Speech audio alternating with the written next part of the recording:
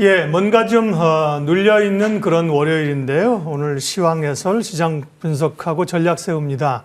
테이버 김태형 작가님 오셨습니다. 어서 오십시오. 안녕하세요.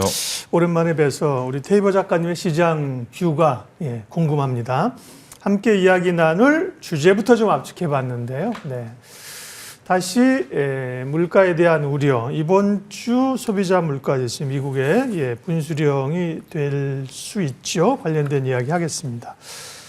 먼저 이제 고용 지표가 서프라이즈하게 계속 나오고 있고요. 물가도 유가 상승에 대한 우려, 구리 등 원자재 가격도 많이 오릅니다. 이번 주 CPI가 중요할 텐데 전망은 어떻습니까 지금? 일단 CPI 같은 경우에는 지난 3월 FOMC에서 CPI도 그렇고 PCE도 그렇고 파월이 어느 정도 기준을 줬다라고 우리가 생각할 수 있을 것 같습니다. 일단 PCE 기준으로 3%라는 이야기를 언급했다라는 점에서 그 부분에서는 CPI가 반등을 하더라도 큰 걱정은 없을 것이다라고 전망하는 게 대다수입니다. 네. 다만 이제 문제가 되는 것은 최근에 올라오고 있는 유가, 그리고는 구리, 그리고는 금가원의 가격이 올라오고 있는데 이 부분에 있어서 CPI가 발표된 그 다음 날에 발표되는 PPI, 말 그대로 우리가 소비자 물가지수가 CPI라고 하면은 생산자가 또 물가를 측정하는 생산자 물가지수는 PPI입니다.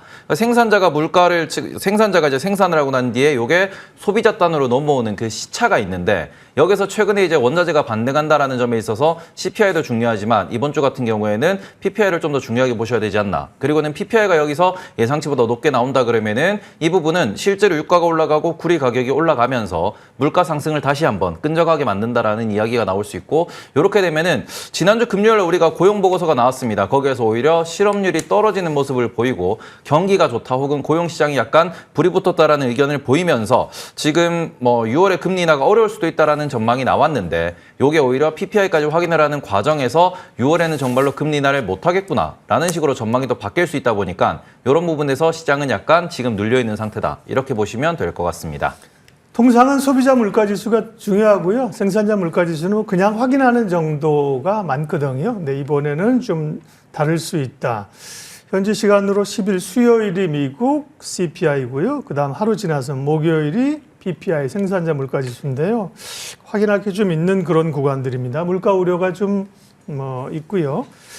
그러면서 고용이나 물가가 좋다 보니까 결국 이제 시장에서 기대하고 있는 금리 인하의 시기들이 늦춰지고 있습니다. 6월에서 7월로 가는 분위기인데요. 지금은 연준 위원들도 상당히 매파적 발언을 하고 있는데 금리 인하 시기가 만약에 6월이 아니고 이후로 넘어가거나 금리 인하 횟수가 줄어든다고 하면 시장 충격은 어떻게 나올까요? 일단 지금 채권 시장 같은 경우는 이미 충격을 받고 있는 상태입니다. 채권 시장에서는 이미 지금 10년물 같은 경우는 4.4%까지 갔던데. 4.4%까지 밀려 있는 상태고요.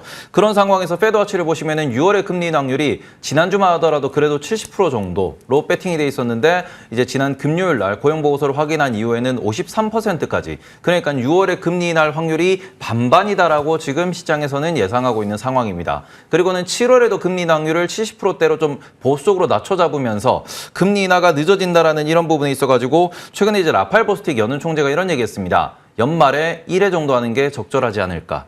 그리고는 이 부분뿐만 아니라 다른 분들도 계속해서 이야기하고 있는 게 지금 금리 인하를 이야기하는 거는 시기상조다라는 이야기를 하고 있고요. 금리 인하가 점점 늦어질 거다라는 이야기를 하는 그런 부분에 있어가지고 시장에서 지금 걱정하는 바는 뭐냐 그러면은 고금리라는 거는 결과적으로 경기를 짓누르는 하나의 약간 압력추라고 생각을 하시면 됩니다. 이제 고압으로 누르고 있는 이런 상황에서 어디까지 경제가 버텨낼 수 있을 것인가. 미국은 경기가 좋다라고 하지만 유럽, 아시아, 한국 같은 경우에는 지금 경기가 이렇게도 안 좋은 상황인데 그 상황에서 금리 인하를 계속 늦춘다라고 발언하다 보니까 이러다가 혹시나 부러지진 않을까. 이걸 조금 걱정하고 있다라고 보셔야 될 것 같고요. 금리 인하는 반드시 할 겁니다. 하지 않으면은 지금의 상황에서 이거를 버텨낼 수 없는 그런 좀 한계점으로 도달할 수밖에 없기 때문에 금리 인하를 한다라는 거는 다들 예상하고 있고요. 그것 때문에 지금 증시가 좋은 모습을 보이고 있는데 이 부분에서 늦어진다라는 것 자체가 부담이 되는 것이고 그리고는 우리가 올해 3번은 할 거야라고 했던 부분이 2번. 한 번으로 줄어들면은 그 부분에서 좀 더 충격을 받을 수 있다라는 점에서는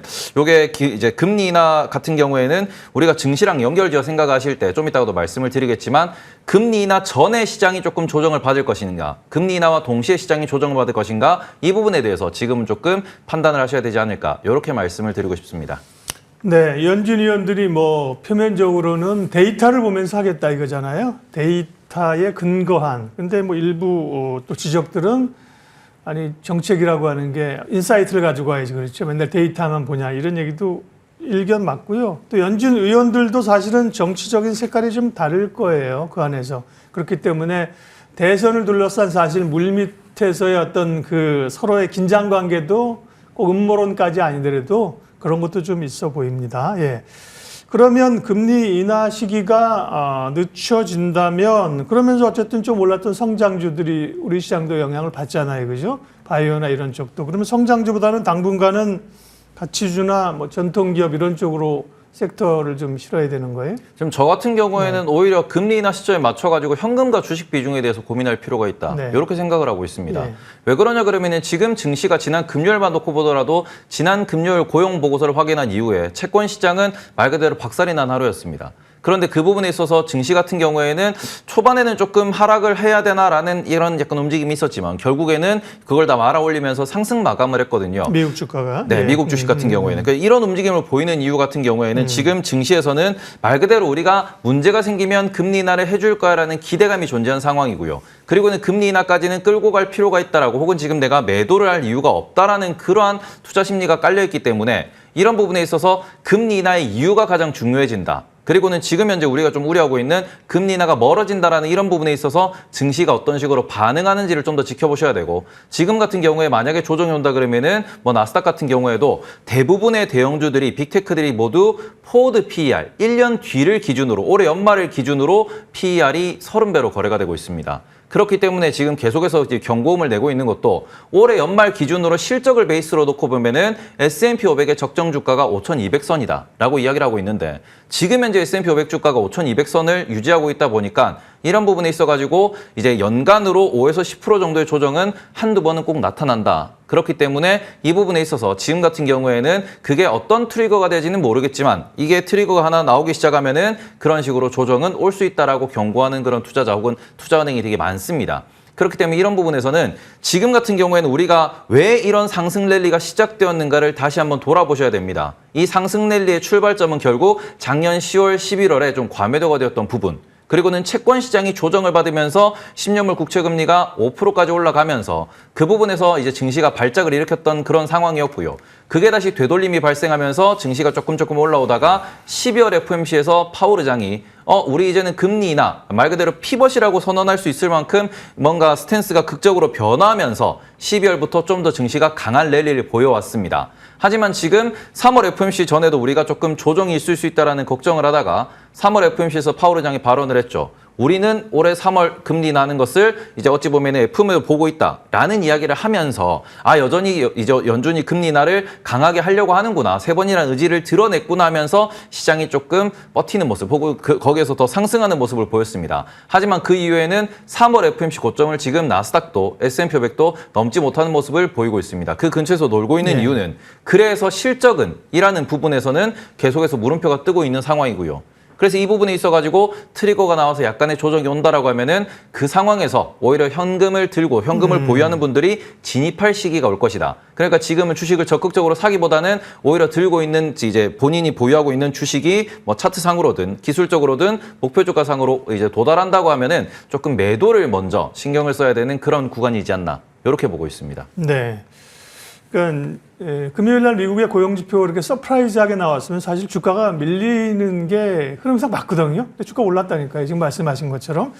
그리고 이제 4월에 미국의 기업 실적들이 발표되는데 실적이 워낙 뭐 좋을 걸로 예측되니까 장이 안 밀리는 것 같아요. 정리를 해보면 테이버님의 시각은 그런 큰 트렌드로 보면 역시 상승의 추세 속에 있지만 단기적으로는 조정이 한두 차례 나올 수 있다. 그러니 지금은 올라가는 거에 많이 베팅하기보다는 다시 살 수 있는 여력을 위해서 연금도 좀 충분히 가지고 있자. 그렇게 정리하면 됩니까? 네, 지금 같은 경우에는 최근에 국내 삼성전자도 마찬가지고요. 네. 그리고 올라가는 기업들 같은 경우에는 좀 무서운 상승 속도를 보이고 있는데 보통 뭐 다들 아시겠지만 미국장에서도 그렇고 한국장에서도 그렇고 테마주라고 불리는 그런 기업들이 급등을 하는 어찌 보면은 주도주가 없는 그런 장세가 오게 되면은 잠시 후에 뭔가 좀 리스키한 사건이 터진다 혹은 뭔가 시장에서 마켓에서 이게 매도가 나오게 되면서 좀 대형주 중심의 조정이 나오는 경우가 많습니다. 다만 이 부분에서 한국 시장에 대해서 긍정적으로 이야기하는 이유는 뭐냐 그러면은 그래서 삼성전자와 하이닉스가 빠질 장세냐라고 하면은 그게 아니거든요. 이제 그런 부분에 있어가지고 AI도 좋지만 우리가 말 그대로 삼성전자와 하이닉스가 이제 흑자 전환하고 이제 올라가기 시작하는 초입점이라는 점에서 한국은 안 밀릴 거야. 삼성전자는 좋을 거야. 라는 부분이 지금 우리나라 투자자들, 한국 시장에 대해서 긍정적으로 이야기를 하는 거지만 매크로 관점에서 보시면은 매크로는 조금 불안한 상황이 맞다. 그래서 이렇게 되면은 우리가 최근에도 느끼시겠지만 삼성전자로 수급이 다 몰려가고 나머지 주식들이 조금 밀리는 그런 장세가 좀 반복적으로 나오고 있거든요. 그러면 개인 투자자분들 같은 경우에는 삼성전자와 하이닉스의 비중이 높다라고 하시면 큰 문제는 없겠으나 그게 아니라 그러면은 오히려 본인이 느끼기에는 시장 안 좋다라고 느낄 수 있는 그런 장세가 연출될 수 있다 보니까 지금은 오히려 현금 비중을 조금 늘리시는 게 맞지 않나 이렇게 생각하고 있습니다. 지금 타이밍은 이제 우리 시장이 말씀하신 것처럼 반도체가 좋고 이러면서 외국인 수급도 들어오고 우리가 좀 올라갈 타이밍이에요. 그런데 미국이 어쨌든 충격에 의해서 강하게 흔들릴 경우에 우리 시장이 자유로울 수 있느냐 거기서 그죠? 네. 그런 고민이 있는 거죠. 삼성전자 말씀하셨으니까 삼성전자는 뭐 사실 잘 안 흔들리고요. 좋은 실적에다가 강한 수급까지 들어오고 있는 상황인데 삼성전자 목표가도 계속 올리고 있습니다. 삼성전자에 대한 시각 괜찮으세요? 일단 삼성전자 같은 경우에는 뭐 계속해서 바로 여기서 9만 전자, 10만 전자를 뚫고 가기 위해서는 분명한 재료가 필요하다. 그 재료는 엔비디아의 HBM을 납품하게 되었다라는 소식이 될 것이다. 이 부분에 있어가지고 그 소식이 나오지 않는다라고 하면은 결국 우리나라 시장이 매크로 시장을 좀 이겨내기 어려울 것이다. 이렇게 보셔야 되는 게 좀 정답이지 않을까라고 생각하고 있고요. 그리고 지금 환율을 보셔도 아시겠지만 지금 글로벌 장세 자체가 많이 불안한 상황입니다. 그러면은 여기에서 이제 글로벌 시장 전체적인 조정에서 삼성전자 혹은 하이닉스 그리고는 코스피가 이겨내기 위해서 이제 조금은 실적에 대한 강한 믿음이 필요한데 그래서 지금 삼성전자의 혹은 마이크론의 2분기 실적 전망치를 보시면은 2분기는 약간은 보수적인 상태입니다. 그래서 그런 부분에 있어서 조금은 쉬어갈 수는 있겠으나 그래서 연말에는 어느 정도로 갈 수 있을 것이냐라고 하면은 결국 연말에는 9만 전자는 충분히 넘어설 수 있을 것이다. 다만 여기서 우리가 지금 목표가로 강력하게 제시되고 있는 10만 전자가 넘어가기 위해서는 HBM이 콜 테스트를 통과를 하고 그 상황에서 한 가지 더가 남아있다라는 점에 대해서 꼭 말씀을 드리고 싶은데 결국에는 HBM을 어느 정도 수율로 생산해낼 수 있는가 여기까지 확신이 선다라고 하면은 그러면은 삼성전자 10만 전자도 꿈이 아닐 것이다. 이렇게 말씀을 드리고 싶습니다. 삼성전자가 계속 이제 못 가고 있을 때 SK 하이닉스와 한미 반도체를 필두로 한 하이닉스 계열의 주가들이 굉장히 강했잖아요. 지금은 삼성전자가 버텨주니까 삼성전자와 관련된 소위 그 기업들 밸류체인이라고 하죠. 그쪽 기업들이 강한데 이쪽으로의 투자 아이디어는 여전히 아직도 괜찮습니까? 네, 뭐 소부장 같은 경우에는 특히 삼성전자 밸류체인 중에서도 최근에 원익그룹이라든지 아니면은 우리가 이제 디램 관련돼 가지고 PCB 같은 경우에는 그동안 많이 소외를 받아왔습니다. 다만 PCB 업계 같은 경우에도 지금 2분기가 바닥일 것이다라는 전망이 많이 나오고 있는 상황이고요. 그리고는 반도체 생산의 절대량이 늘어난다라는 그런 점에서 원익그룹 같은 경우도 최근에 반등을 주고 있다라는 점에서는 결국에는 반도체가 이제는 흑자 전환으로 넘어가고 AI 반도체에 엮이면서 메모리 시장까지도 더 확산된다라는 점, 그 부분에 있어가지고 기존의 레거시 반도체 관련주 소부장이라고 보이는 그런 기업들도 이제는 좀 이제 삼성전자와 함께 반등할 수 있다라는 점에서는 그런 기업들 많은 분들이 좀 물려 계실 텐데 이제는 뭐 바닥 짚고 돌린다라고 보시는 게 맞지 않나 이렇게 보고 있습니다. 네. 시장 전략을 이제 앞서 말씀을 해주셔서 전략대로라면 뭐 나쁘고 떨어지고 버린다는 것보다는 다음 기회를 위해서 현금도 좀 충분히 가지고 있자라는 말씀이면 질문이 사실 그럼 뭘 팔아야 돼요? 이렇게 여쭤봐야 되는데 방송상 저희가 뭘 팔아야 이렇게 여쭤볼 수는 없는 거잖아요. 그죠? 그러니까 어떤 트레이딩 전략상에서 또 이번 주에 좀 주목할 섹터 종목, 저희의 고충입니다. 항상 뭘 사야 될까를 여쭤봐야 되니까 그런 전체적인 시황과는 들었고요. 어떤 게 좋아 보입니까? 네. 일단 뭐 가장 핵심이 되는 건 결국 반도체는 없으면 안 된다. 이렇게 좀 말씀을 드리고 싶고요. 지금 우리나라에서 반도체 같은 경우도 그렇고 최근에 주가가 좋은 쪽 보시면은 변압기도 마찬가지고 방산도 마찬가지고 그리고는 미용기기 화장품 쪽도 계속해서 이제 반등하려는 모습을 보이고 있습니다. 공통점은 결국 금리를 인하를 하던 안 하던 수출 실적이 늘어날 수 있는 기업들입니다. 지금 우리가 반도체 같은 경우에는 빅테크가 금리 인하에 상관없이 계속해서 돈을 쏟아붓고 있고 발주를 내다 보니까 반도체가 좋은 게 사실이거든요. 그 부분에 있어가지고 반도체 소부장들 최근에 이제 뭐 PCB도 반등한다라고 말씀을 드리고 있는데 그런 기업들에서 관심을 가지셔야 되고 삼성전자와 하이닉스가 결국에는 나스닥이 조정을 받든 아니면 채권 시장이 흔들리든 환율이 흔들리든 계속해서 꾸준히 지금 주가를 유지해 주는지가 우리나라 시장의 핵심이 될 것이다. 말 그대로 삼성전자, 하이닉스라는 큰 형님이 버텨준다라고 하면은 예. 반도체 내에서는 순환매가 계속 발생을 할 것이고요. 그리고는 그런 와중에서 최근 변압기도 그렇고요. 또 신규로 전선도 떠오르고 있는데 그런 기업들의 특징이 정부가 돈을 쏟아붓고 있는 섹터입니다.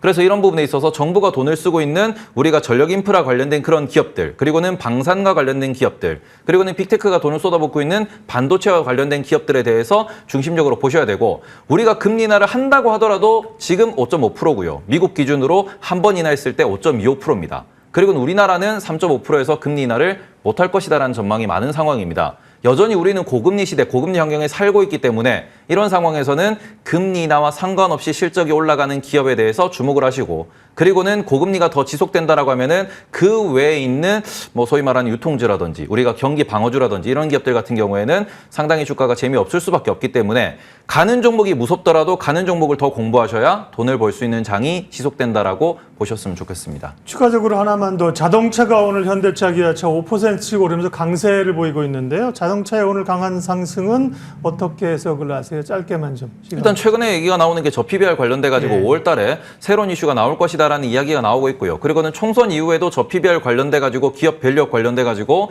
정부의 이런 뭔가 의지가 계속 좀 표명될 것이다라는 기대감이 존재하는 만큼 지금 오늘 뭐 자동차도 뿐만 아니라 좀 금융 쪽도 좋은 모습을 보이고 있기 때문에 이게 반도체와 저 PBR의 순환매가 발생할 수 있다라는 점을 좀 포인트로 잡으시면서 4, 5월에 대응하셨으면 좋겠다라고 말씀드리고 싶습니다. 예, 오늘 시황해설 테이버 김태영 작가님 함께했습니다. 고맙습니다.